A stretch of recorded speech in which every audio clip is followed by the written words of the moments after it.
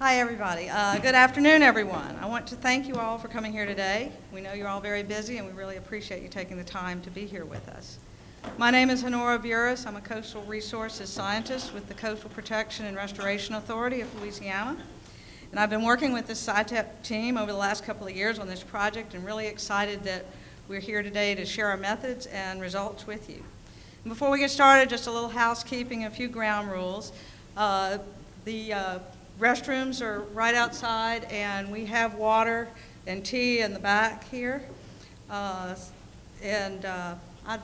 of y'all will have to say where the fire exits are, I think. Just go straight out and down the stairs. You all know where that is. We have a lot to cover today, and there will be time at the end of the presentation for your questions and to get your thoughts about the technique. So we ask that you please hold your questions until the end of the presentation if you can. If you have trouble hearing or understanding something, speak up during the presentation, but otherwise, let's hold our questions. The purpose of this meeting is to have a dialogue about a new technique and some of the issues it may be able to help us address or better understand. But we are not here to debate these issues, so please ask that you respect that. Since a formal setting like this does not lend itself to the kind of dialogue that is most revealing, we cannot, unfortunately, take the rest of you out on one of our Sci-TEK trips that we all enjoyed so much. We hope you will stay with us after the presentation for the reception, where you'll have the opportunity to discuss the project in more detail with the study managers and the participants and brainstorm with us about where we can go with it from here. And now for just a little bit of background on why CPRA funded this project. About 2.5 years ago, Carol Parsons Richards and I were looking into the linkage between ecosystem services and the people of coastal Louisiana, whose cultural heritage and livelihoods were tied to the availability of those resources and the adaptations local residents would need to make in response to future changes in the ecosystem. We wanted to incorporate these elements into the coastal restoration planning and implementation process, but had difficulty envisioning an appropriate method. Carol and I also both had spent many years in project planning and have conducted and attended many public meetings over the years. I also was engaged in QIPRA outreach for many years, and we both had seen the need for a way to engage the people who were most directly affected by coastal restoration and protection projects and the issues they are meant to address, but in a way that respects their individual knowledge, expertise, and concerns.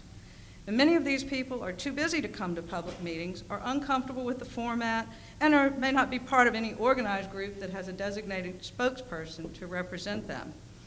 So when I saw the presentation on the Sci-TEK technique at an LCA S&T Science Board meeting, I realized this might be just what we were looking for to address this whole suite of concerns in an innovative way. So with that bit of background, it is my pleasure to introduce Dr. Shirley Laska, Professor Emerita of Sociology and founding past director of UNO Centers for Hazards Assessment, Response, and Technology, CHART. Shirley has been bridging the gap between biological, physical, and social scientists to encourage them to apply their collective knowledge in collaborative efforts with local residents to solve real-world problems. She had the vision that pulled the resources together that ultimately led to Sci-TEK and has stayed with us through this process and guided us. It has been a real pleasure to work with Shirley and the rest of this team and to see the value of this type of collaboration. And with that, Shirley has a few words to say.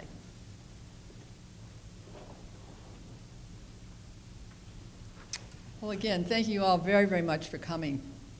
I'm just going to give you a few sentences of background of how this all began. About a decade ago, Christina Peterson, now Dr. Christina Peterson, joined our center, UNO CHART.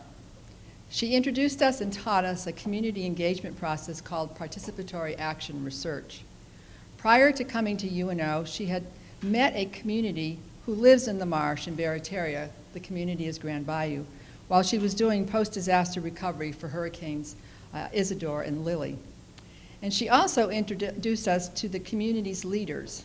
Rosina Philippe is one of the community leaders who is here with us today, but has also been a full participant in this project. Ever since, Rosina has been working with CHART, originally through an NSF grant that Chris got, and with UNO classes and NGOs and other academics from around the world. The project was born from a class that included a field trip to Grand Bayou. The The class was entitled The Geology and Sociology of Coastal Louisiana, and it was taught by Shay Penland and myself. And this now PhD man standing over here, Matt Bethel, was one of the doctoral students in that project. Matt? Okay, thank you, Shirley. Can everybody hear me? Is this on? Hello? Hello? Can you hear me? Closer to your face. Yeah, I feel kind of like the wedding singer up here. I'm not really used to using these microphones, but if you can't hear me, just raise your hand in the back and I'll try to speak up. First I want to thank all the guys that came up today for the luncheon that we just had before the formal meeting. Clint, Dave, Mike, Danny, we really appreciate it.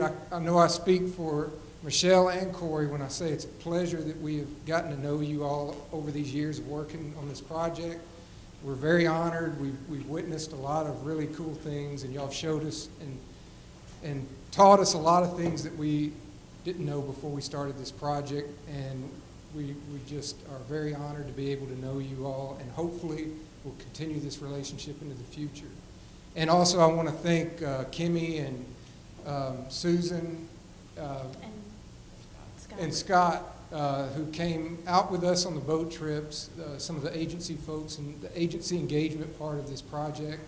That was, I think they got able to come out with us and go out with Danny and some of the other guys and see what we were seeing and get that new perspective. And I think they all who went out on the boat really enjoyed the experience and really benefited a lot from it. So thank you all for coming.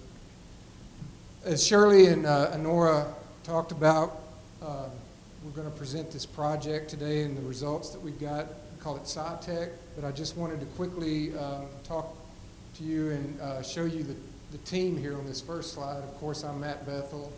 My expertise is in remote sensing and GIS, physical scientist. This is truly an interdisciplinary team, and that's what this project is, an interdisciplinary project. It's not physical science, it's not social science, but it's the integration of the two, and our team reflects that. Shirley, who you just heard, she's an environmental sociologist. Michelle, she's a social scientist specializing in quantitative methods. Corey, he was a social scientist here at UNO, and now he's at Coalition to Restore Coastal Louisiana. And what do they call you now these days? Stakeholder Engagement Coordinator. There you go. Sounds good to me. Lynn, who's actually now at Kansas State University getting her PhD. Before, she was working with us at UNO, and she still works with us on this project. She's remote sensing GIS specialty as well. Chris Peterson, who's here in the audience with us, she's a social scientist specializing in participatory action research, which Shirley just referred to her contributions. And then Nora and Carol are our agency leads. Their backgrounds are actually in biology. And Rosina, who's here in the audience, we've been working with Rosina ever since I worked with the Grand Bayou Project, which is the predecessor to this. And she's from the community of Grand Bayou and a community outreach and engagement specialist on the team. And then, as I mentioned, the guys we worked with we call them TEK experts because that's what they are. They're experts with their knowledge of the ecosystem and the processes that they have to deal with on a daily basis because they live and work in these environments. And then, as I mentioned, the additional agency participants that went out with us on the boat. So I'm just going to kind of give you a rough idea of what this presentation is going to be in the next hour. I'm going to define these terms if you're not already familiar with them. What is TEK, traditional ecological knowledge, and Sci-TEK, that's our term for this project.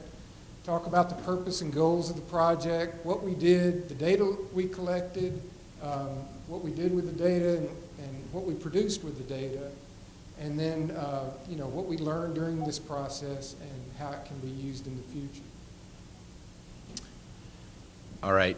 To start off with, we wanted to make sure everybody's on the same kind of definition of what traditional ecological knowledge is, and then give you kind of the reason why we came up with the term Sci-TEK for the name of the project. This is an excellent working definition of TEK, as we refer to it. The main points that I like to highlight here is that it is a knowledge. It's about an environment, having lived and observed, and it incorporates the historical, cultural, and spiritual perspectives. So knowing that, we, after some lengthy debate and tossing around a lot of different options, we decided on the abbreviation Sci-TEK, which kind of is to show the blend of the project between the interdisciplinary science, physical science, and the TEK, the traditional ecological knowledge, social science. Basically, Sci-TEK is a blending that creates a new layer of data to help support restoration decisions through this combination of these two unique types of data. So. Okay. And just to give you a background on the Sci-TEK project, Nora mentioned it in her introduction, but I had, for my dissertation research, done a similar project trying to integrate traditional ecological knowledge with scientific data to help support restoration decision-making for a specific community in Lower Plaquemines Parish, Grand Bayou. And we were specifically looking at the issue of land loss in that area because it's a hot spot of land loss. Even though land loss is occurring across all of Louisiana, this area had a particularly great amount of land loss, and the local people there had a lot of traditional ecological knowledge to offer. And we started working with that community, the Grand Bayou community, and then presented the results, like Honora mentioned, at the LCAS&T meeting. And a lot of there's a lot of people in the state who recognize the value of traditional ecological knowledge, but they just didn't understand a way or a method and how to integrate that knowledge into the current restoration decision support processes that the state uses. It's based on scientific modeling, and you can see, I think you can see how it'd be difficult to take, narrative transcriptions and incorporate that into the scientific modeling process that they currently use to make restoration decisions. And so that was the purpose of the Sci-TEK project. They approached us after that, the state approached us after that meeting, and they said, hey, this may be a way that we can integrate the traditional ecological knowledge that they deem as valuable already.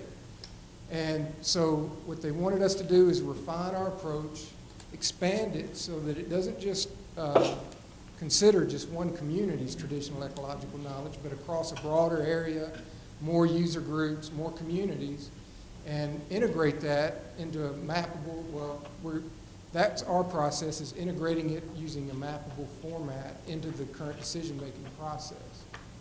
And also at the same time, build relationships and offer an alternative engagement technique to the public meeting, which, as everybody in here may be aware, the public meeting process is a lot of times very contentious. And so this could be another approach to stakeholder engagement that the state could use and build upon. Okay, so just to take a step back, the benefits of incorporating TEK into restoration decision-making come from all of these years of on-the-ground observations that the local experts have. They're there under different wind conditions and tide conditions. They see where land is lost, how it's lost. They see how projects fare in the environment, whether certain things are a very good use of taxpayer dollars and maybe some that maybe aren't holding up as well. They can see how things are changing all the time, how things have changed since Isaac.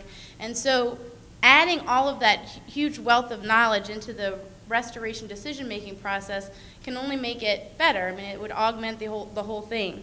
So